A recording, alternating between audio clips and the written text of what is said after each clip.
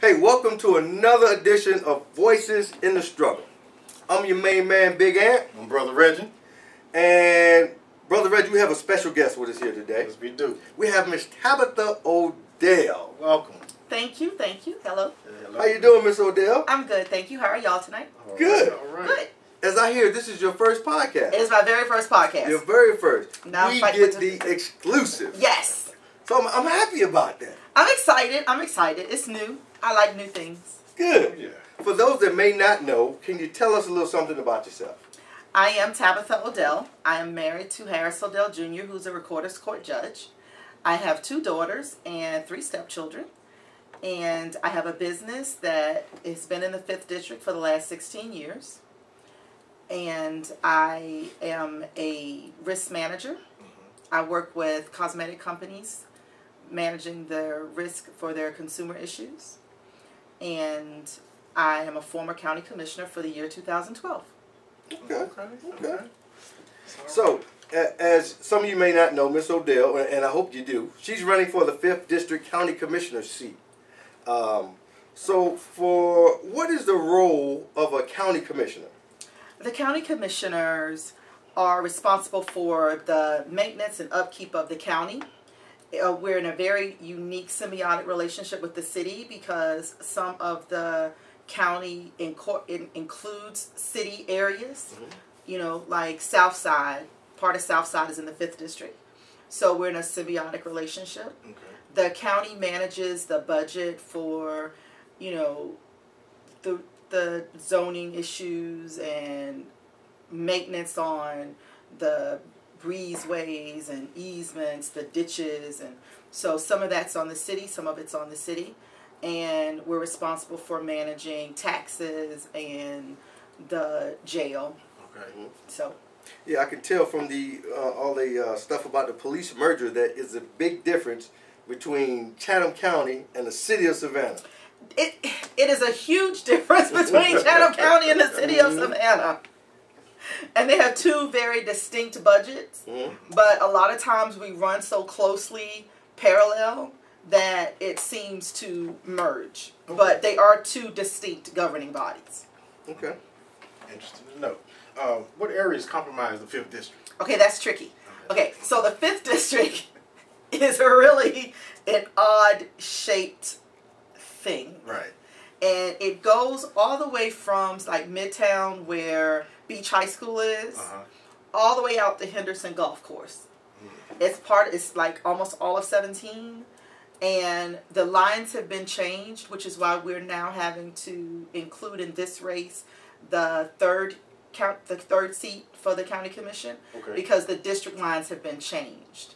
And so Commissioner Center is no longer a part of the 3rd district anymore, so which is why he's running for chairman. Gotcha. So you have to make sure you check your voter registration card. The zip codes for the 5th district are 31405, 06, 09, and 19. Very big, very big. It's very big. Yeah. And as we were talking earlier, it's very diverse, as you were saying earlier. It's very diverse. We have black, white, Hispanic, Asian. You know, we've got a very mixed group of individuals, a lot of working class families, a lot of families in the district. Okay. So we're going to have the map of the district up on our website, on our Facebook page, Voices of the Struggle, because as Ms. Odell said, some districts have got reorganized. So you need to find out exactly what district you're in, so you can be a voter in Chatham County. Because your district may be up for some vote. Okay, you're right. Yeah. Absolutely, it's true. So, why are you running for the 5th District County seat? I think that it's very important to have someone that represents your district. That's you. Someone that you can look at and say, that person understands what I have going on. That person understands my needs. That person, I can talk to that person. That person is a reasonable, rational person that I can communicate with and get a possible resolution to my issue. You know, I believe that I'm that person. I am one of many working mothers in my district. I am married. I have, a dog and a fish tank. I got kids. I'm trying to juggle everything that's going on in my hectic life to make time for, family, for me, for husband, for everything. And that's something that people can relate to. I also want to effectuate change. I think it's very important that people try to effectuate change in small measures. You can't always accomplish eating an elephant just jumping on top of that elephant eating it. You got to cut the elephant down and put it into, some make a stew, some make a pot roast. You got to break that elephant up. Absolutely. And I'd like to effectuate change in my district. I think that the district now is not being represented by someone who actually understands the diverse cultures of our district. We are not just one culture in a centralized location. We are many different people from different places that have to come together to have a district and a community. We have to be more community and not divisive. And I think that I am a much more inclusive person. Okay. That's very important. You'll be a part of the community, still representing the community, inclusive like that. Inclusive. Right. And I think people will respect that you understand where they're coming from, and they know where you're coming from, because it's all the same. Like you say, a mother, you got kids. All right, my question is, what have you done before seeking office? Well, I think that's a good question, because most politicians or people running for office, you don't hear about them until it's time for that vote. Right. So I think it's very important to see what you've done before you seek a position, before you seek a title or something like that. Right. So that's where we're kind of going with that question. Well, I will tell you that I effectuate change in my little part of the world. I have not done a lot in the greater community, but I have worked in my portion of what I do. Up until October, I had an employment staffing company, and I employed people who lived in the 5th District. A lot of people walked to work. I employed people that were a part of the 5th District. Some of those people were felons. Some of those people were on parole, and I gave them a place to work and to start over. That is huge. I also had a program where if you had a light bill that you couldn't pay, you could come in and we would pay your light bill, and we would, as long as you maintained work, we would deduct a minimum amount out of that bill. So are you still doing that? 'Cause I need no, help. Just wondering. Summertime coming up. We also had a food bank that we made available to our employees. So I think it's very important. Those who have are expected to do much. Right. And so while you can't always do as much as you'd like to do, there are some things that you can do. Right. And you should try to do those things. For people who needed childcare, we worked with childcare centers in our area to help them get these people in, and to help them work with defects to get their childcare paid for, so that they could, come to work. A civil servant. Yeah. So, I understand the needs of people. I was not born a rich kid, and so I understand. Good. I had to work. Yeah, that's good. I had to work hard. Good. Okay, now if on all the many issues, if you had to choose one issue that you were passionate about, what would that issue be? I think the thing that I am most passionate about, not that crime is not a pivot point in my thought process continuously.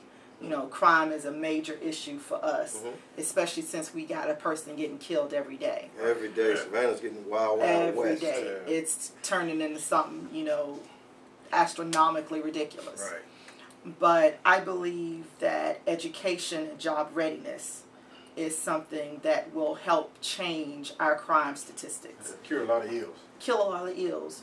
I think that we should be able to put some diversion programs in place. We should be able to put some preventative programs in place. A lot of times we spend a lot of time trying to get that kid that's already turned down the wrong path. that may not be the kid we need to get. We need to get the kid that's in elementary school that hadn't messed up yet. You know, if you 16, 17, 18 years old, I can't change your mind. You got to decide who you want to be. And then you got to come to me and ask for help. Right. I can't go to you and make you take my help. Right. And a lot of the programs that we have now go to these kids and try to make them take help. They don't want help. And while I don't think we should, you know, just throw them out with the bathwater, I also don't think that those are resources that we should continuously use, especially when you look at the return on investment and there's none. If your return on investment is less than 5%, that's a failure. That's a failure.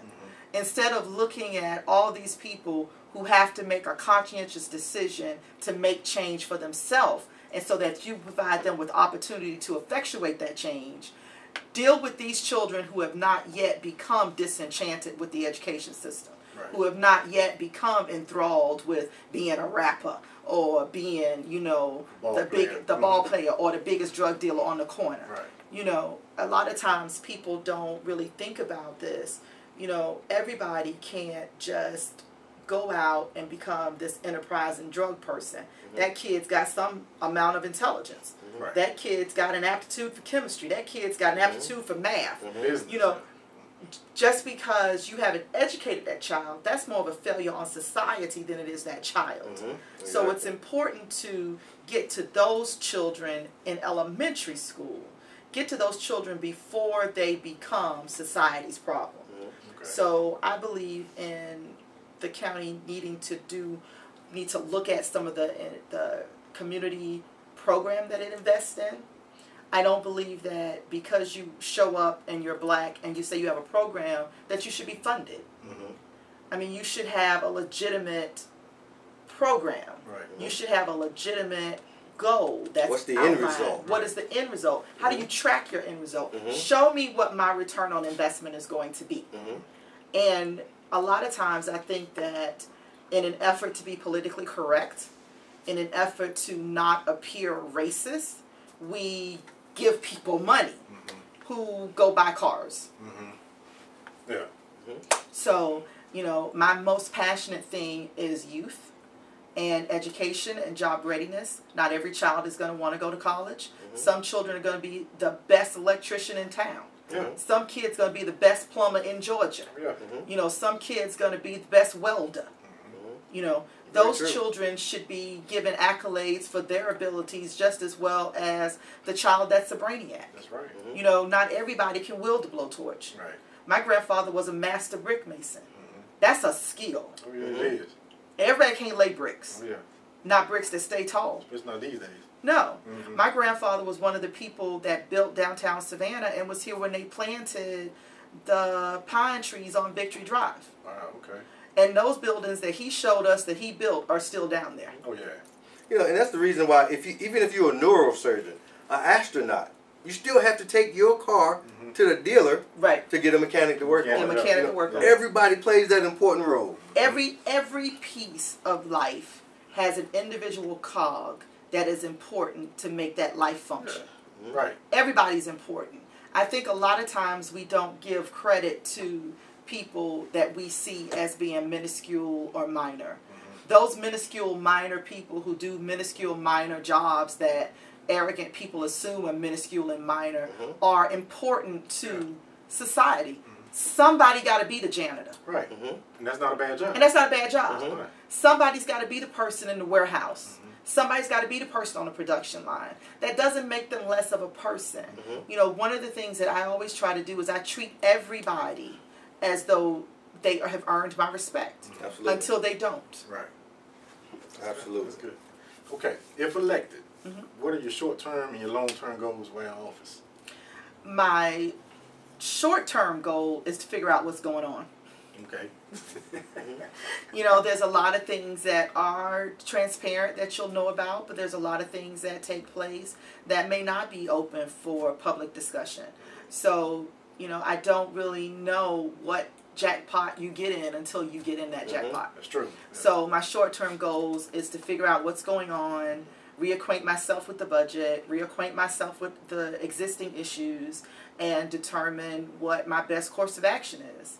My long-term goal is to plot out a plan that will be best and most effective for the 5th District in Chatham County. Okay, so what are some of the obstacles you expect to face, or that you have been facing already, I'm sure, running as the 5th District County Commissioner's seat, running forth, and what have you done to overcome some of those obstacles?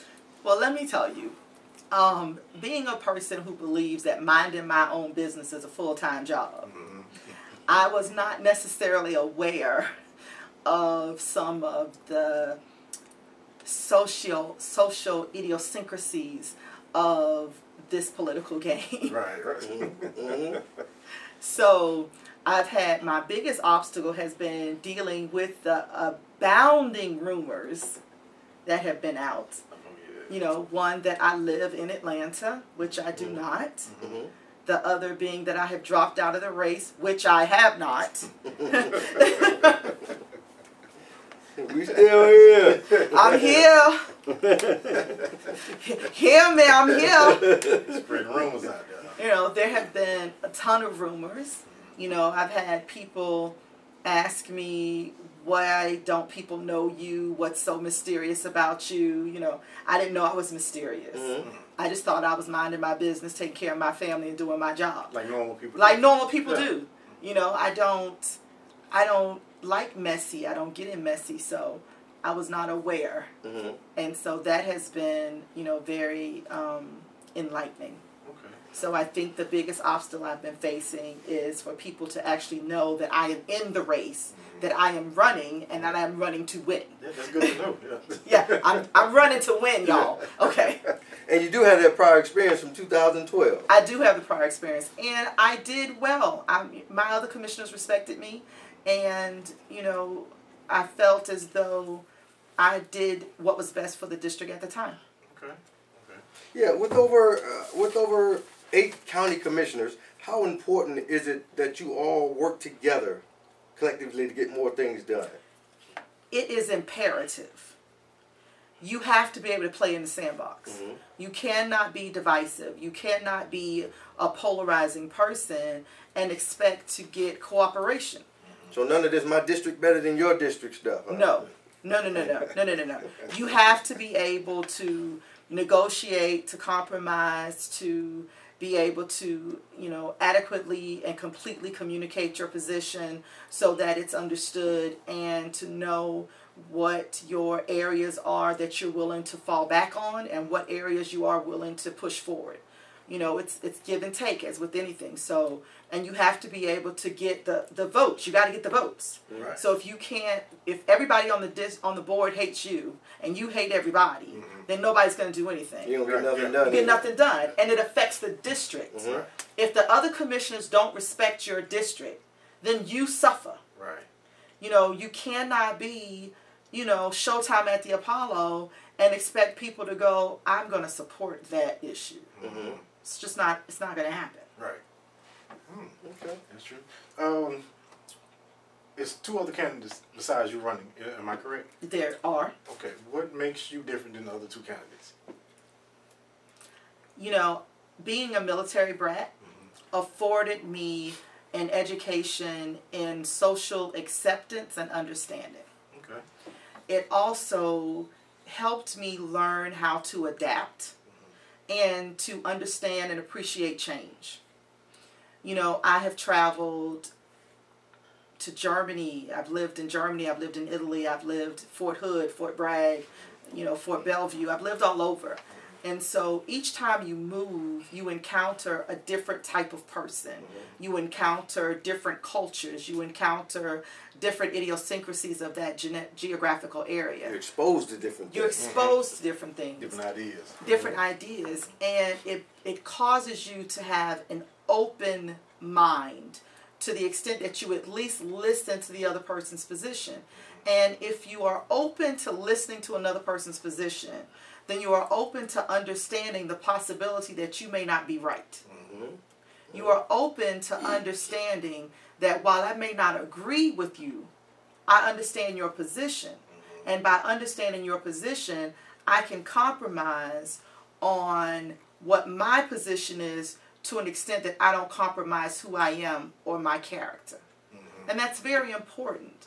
It's very important to be able to see the larger picture, to not be myopic. Right. You know, you have to be able to expand your thinking so that you can expand your capabilities. And I think that I am very different from my two counterparts in that I have that ability. You know, I have, you know, the ability to get along with others, to talk to others, to understand change and adapt and flow. And I don't think that my opponents have that. Okay. And I think that's very important. Myself and Brother Reggie spent some time in the military, and it's just different when you're exposed to different things. Like you say, you react to different things, and you know, so that was great. Now, if someone wanted to get in contact with you, Yes. they wanted to support your campaign, they wanted to give you some kind of donation, Yes, to help Lord. you move forward, or volunteer. Or volunteer. How can they get in contact with you? You know, can somebody help deliver signs, Lord? We got plenty of signs. I have a website. It's www.5thdistrict.vote. That is a different domain. Everybody's mostly accustomed to .com or .org or .net. This is .vote. Okay. And my email address is info@5th district.vote. My telephone number is 912-297-6748. You're just putting it all out there, huh? I'm putting it all out there, y'all. Making yourself available. Y'all got questions, if you want to know, you want to ask me questions and figure out if you want to vote for me, you know, give me a call. You know, while like I said, I may not be well known throughout the community, but anybody that does know me, I think they will give you a positive, you know, report as to who I am as a person. Yeah, I mean, you've been here over 16 years. You ran a business for 16 years. Been here since 1994. You've held the position before. So some may not know you because you seem like the type of person who just put in the work without the accolades, without the spotlights and everything. You know? I'm not. In my family, I have 2 brothers and 14 boy cousins. You're not allowed to showboat. So, you know, and my grandparents were people who taught us that you do things because you're a good person and you do things because you're supposed to, not so that people know that you do that. Right. Or so that you can get, you know, people to put the spotlight on you. So I do try to live the life that I believe I'm supposed to live. The Christian values that I have, I try to live every day. You know, I may fall short sometimes, but I try to live by them. I try not to be a hypocrite. And, you know, I do stay in my radius. I have the exact same friends that I had when I moved here. Right. Okay. Yeah. The people that I know are the people that I met when I moved here. And, you know, one of the things that is hard to do is to be a good friend. It's very hard to be a good friend. And so to be a good friend, you can't really have 1,000 good friends because you can't give everybody attention. Exactly. And even though I have a small number of friends, I still feel like I fall short on giving all of my friends enough attention. And so I don't have a lot of them. But the ones that I have, they love me and I love them. Good. So, is there anything you would like to add before we close, Ms. Odell? Yes, I'd like to remind everybody that early voting started yesterday and that the election is on May 24th, that absentee early voting is from May 2nd to May 20th, and that there'll be one Saturday for voting, which will be May 14th from 9 to 4 at the voter registration main office. Please don't wait for that Saturday. Get out there and vote. No, go right vote. Now. That Saturday is going to be madness. I don't want to discourage you. If you have to vote on that Saturday, do it. But most jobs will give you off to go vote anyway. Yes, and remember, bad people stay in office because good people don't vote. Right. A lot of times people feel like, oh, that person's not going to win. You know, look at them. Mm-hmm. But we felt that way when Donald Trump threw his hat in the race. Right, yeah. Look at him now. Nobody thought that Donald Trump was going to be the Republican candidate. Mm-hmm. Donald Trump is the Republican candidate. Mm-hmm. And so y'all better come out your house and go to the poll and vote. That's right. So that you can have somebody represent your district that will represent your district with honor and with character. Mm-hmm. Or you will continue to get what you have. Right. You're definitely right about Vote that. for somebody who's a common folk like you. Thank you very much.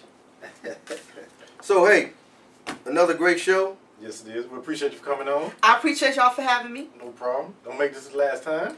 Invite me again. I'll come back. It was fun. Good. Once you become the 5th District County Commissioner, we want to have you back on the show. I will definitely come back. All right. Good, good, good. Well, hey, this was another great show. I want to thank you for joining us. Please search Tabitha Odell on Facebook. She has a Facebook page. Please like it, support it, put your information in there, and maybe volunteer some time or give a donation. Go to our Facebook page at Voices in the Struggle, or shoot us an email at voicesinthestruggle@gmail.com. And we look forward to having you here for the next show, and let us know what you think. So this is Big Ant. This is Brother Reggie. Voices in the Struggle, out. Peace. Peace.